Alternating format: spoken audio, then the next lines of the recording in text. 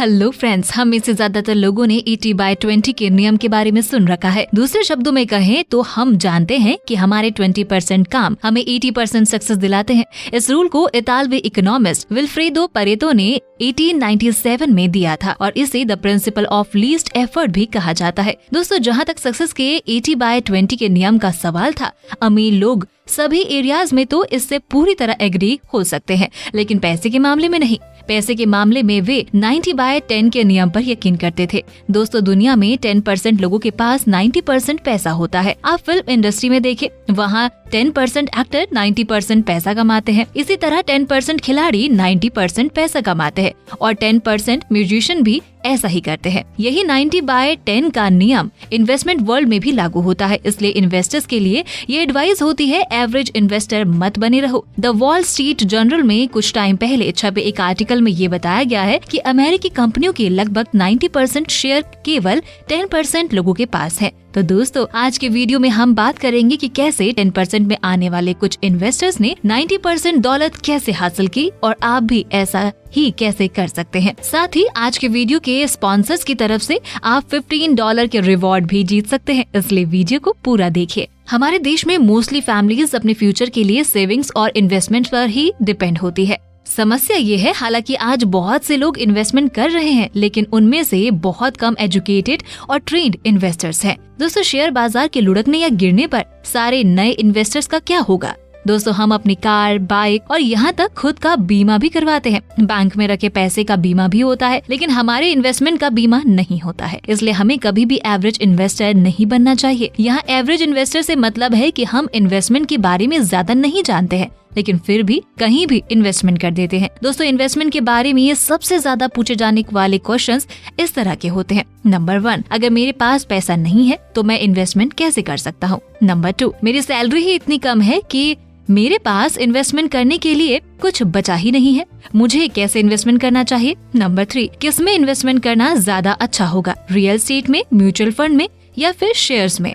Number 4, क्या मैं बिना पैसों के रियल एस्टेट या शेयर खरीद सकता हूँ? नंबर 5, क्या पैसे बनाने के लिए पैसों की जरूरत नहीं होती है? नंबर 6, क्या इन्वेस्टमेंट जोखिम भरा नहीं है? नंबर 7, कम रिस्क में ज्यादा प्रॉफिट कैसे कमा सकते हैं? नंबर 8, इन्वेस्टमेंट की अच्छी एडवाइस कहाँ मिल सकती है, एटसेट्रा। दोस्तों, लोग इन्वेस्टमेंट शब्द के भीतर छिपे पावर को समझ रहे हैं। कई लोग तो ये जानना चाहते हैं कि इस पावर को वे कैसे हासिल करें। दुनिया के बड़े से बड़े इन्वेस्टर्स ने इन्वेस्टमेंट शुरुआत बहुत कम पैसे के साथ में की थी। वॉरेन बफेट ने अपना पहला इन्वेस्टमेंट साल 1942 में किया था। तब वॉरेन बफेट 11 साल के थे। उन्होंने पहली बार सिटीज सर्विस प्रीफर्ड सिटगो के 6 शेयर खरीदे थे। उस टाइम उन्होंने एक शेयर $38 में लिए थे। वॉरेन बफेट के पिता ना कोई बड़े बिजनेसमैन थे और ना ही बहुत अमीर इंसान। भारतीय शेयर मार्केट के बिग बुल राकेश झुनझुनवाला ने मात्र 5,000 रुपए से शुरुआत की थी। 1985 वो साल था जब झुनझुनवाला को शेयर मार्केट में कदम रखने का मौका मिला, लेकिन तब उनके पास ना कोई जॉब थी और ना ही कोई पैसे लगाने वाला। फिर अपने भाई की मदद से कुछ इन्वेस्टर को उन्होंने कांटेक्ट करना शुरू किया। झुनझुनवाला ने उनको 18% रिटर्न देने का वादा किया और तब 10 से 12% से ज्यादा का रिटर्न कहीं भी नहीं था। उनकी इस स्कीम में किसी ने विश्वास भी नहीं किया। फिर किसी व्यक्ति ने 2.5 लाख का इन्वेस्टमेंट करने की इच्छा जताई। इसके बाद किसी ने 10 लाख रुपए दिए, जिसे झुनझुनवाला ने महज 1 साल में 30 लाख बना दिए थे, जिसके बाद उनकी मानो निकल पड़ी। कुछ इसी तरह की कहानी राधा किशन दमानी की भी है।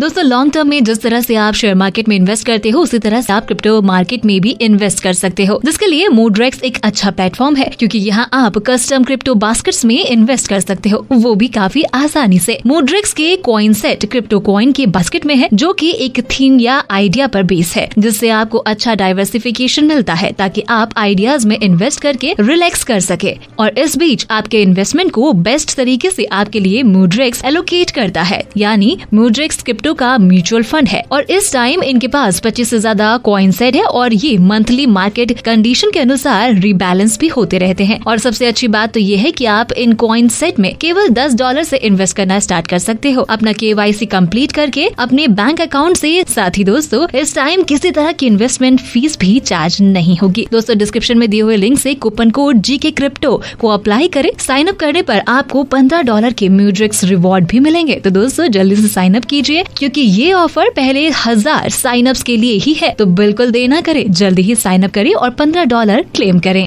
अब वीडियो में आगे बढ़ते हैं। राधा किशन दमानी के पिता एक शेयर ब्रोकर थे। 1985 से 1986 तक पिता शिव किशन दमानी की मौत के बाद दमानी ने घाटे में चल रहे बॉल बेयरिंग कारोबार को बंद कर दिया था। इसके बाद उन्होंने अपने भाई गोपी किशन दमानी के साथ मिलकर शेयर बाजार पर अपना ध्यान केंद्रित किया और 5,000 रुपए के साथ निवेश की शुरुआत की। 1990 के दशक में जब हर्षद मेहता ने देश के शेयर बाजार को बुरी तरह से हिला कर रख दिया था, तब दमानी को जबरदस्त प्रॉफिट हुआ। उस टाइम एक और जहां हर्षद मेहता ने शेयर बाजार में तेजी पर दांव लगाया था, वहीं दमानी ने बाजार के गिरने पर दांव लगाया था।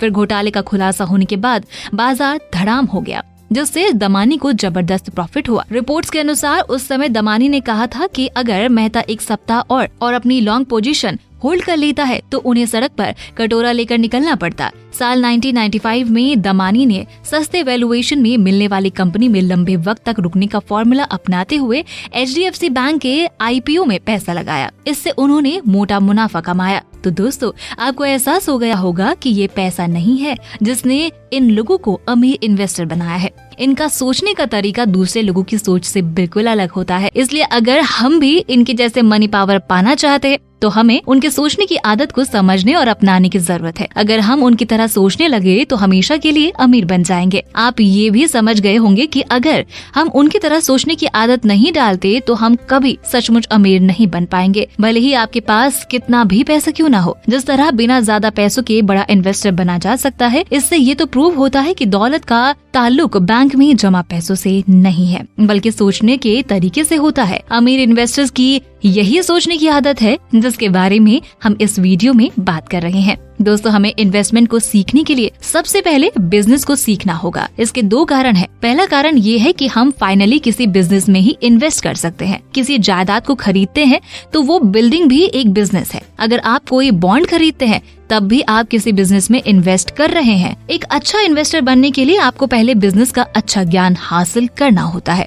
दूसरा कारण, इन्वेस्टमेंट करने का सबसे अच्छा तरीका ये है कि आपका बिजनेस आपके खातिर इन्वेस्टमेंट खरीदे। इन्वेस्टमेंट करने का सबसे बुरा तरीका अकेले व्यक्ति के रूप में इन्वेस्टमेंट करना है। एवरेज इन्वेस्टर्स बिजनेस के बारे में बहुत कम जानते हैं और अक्सर अकेले व्यक्ति के रूप में इन्वेस्टमेंट करते हैं। इसलिए इन्वेस्टमेंट सिलेबस में बिजनेस पर इतना ज्यादा जोर दिया जाता है। मोस्टली लोग अमीर इसलिए नहीं होते हैं क्योंकि वे बिजनेस मालिक नहीं बल्कि अकेले व्यक्ति के रूप में इन्वेस्टमेंट करते हैं। 90% शेयरों के मालिक 10% लोग क्यों हैं, जिनमें से अधिकतर बिजनेस मालिक हैं और वे अपने बिजनेस के जरिए से इन्वेस्टमेंट करते हैं और आप भी ऐसा ही कर सकते हैं। तो दोस्तों, बाकी की बातें टू बी कंटिन्यूड। ये बातें मैंने आपको rich dad guide to investing book से बताई है। आप ये बुक डिस्क्रिप्शन में जाकर खरीद सकते हो और अगर आप इसी बुक पर अगला पार्ट देखना चाहते हैं तो मुझे कमेंट करके जरूर बताएं। दोस्तों, वीडियो पसंद आया तो लाइक का बटन जरूर दबा दें। साथ ही ऐसे ही काम की बातों के लिए चैनल को सब्सक्राइब करें और डिस्क्रिप्शन में से दिए गए लिंक में यानी Zerodha Angel 1 पेटीएम मनी से अपना डीमेट अकाउंट ओपन करना ना भूलें।